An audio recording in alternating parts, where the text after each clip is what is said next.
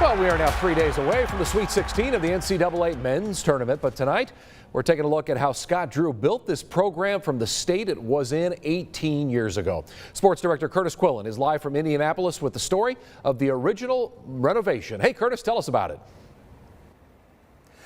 Hey Chris, John Rothstein at CBS Sports calls Baylor the original renovation. So tonight we're taking a look inside the original Flip House and how a vision few had in 2003 turned into a #1 seed with the potential for new heights.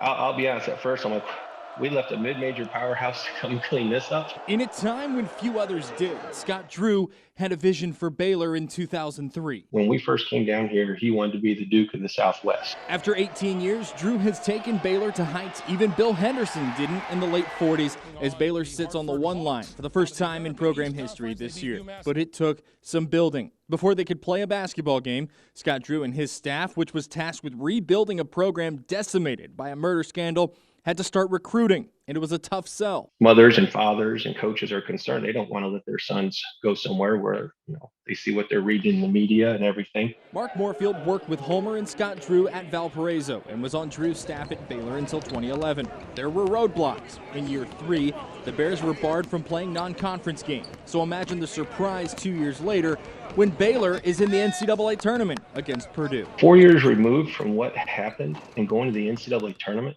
I mean, you're talking about a program that just was decimated. That Purdue game, although a loss, is what Moorfield says was the catalyst for what was to come. Even more so than 2010, an Elite Eight run featuring the 6th pick in that year's NBA draft, Ekpe Udoh. We're a couple possessions away from going to a Final Four in Indianapolis that year. And I think that shows to those future recruits that you can come here, be successful. That whole year we always fought, man. We stayed close, we never a blowout.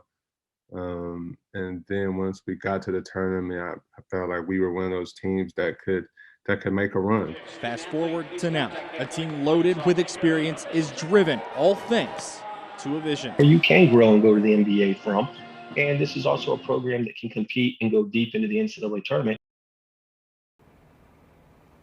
And if you want another tie to that Baylor rebuild, it's Oral Roberts coach Paul Mills, who has his Golden Eagles in the Sweet 16 in the South region as well. He joined Drew's staff when he first got to Waco in 2003. But this year's Baylor team is just 1 win from its first Elite Eight in 9 years and 2 from its first Final Four in 71. We'll have more coming up in sports. For now, live in Indianapolis, Curtis Quillen, 6 Sports. Yeah, going to be exciting. Let's hope they can do it. Thank you so much, Curtis. Good work.